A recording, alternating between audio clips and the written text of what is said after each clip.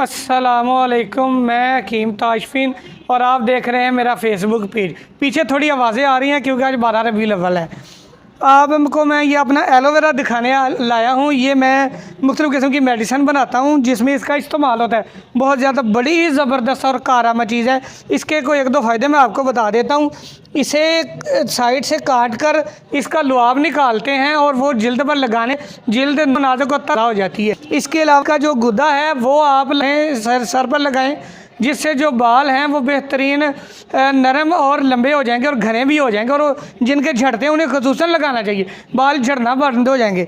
इसके अलावा इसका ख़ास काम है वो मरीज़ जो डायबिटिक पेशेंट हैं, शुगर के मरीज़ हैं, उन्हें अगर उनके पाँव जलते हैं इसका गुदा निकाल कर रात को सोते वक्त पाँव पर लगाएं तो इंशाअल्लाह पाँव की जलन बंद हो जाएगी। अपनी दुआओं में याद रखिएगा। अल्लाह हाफिज़।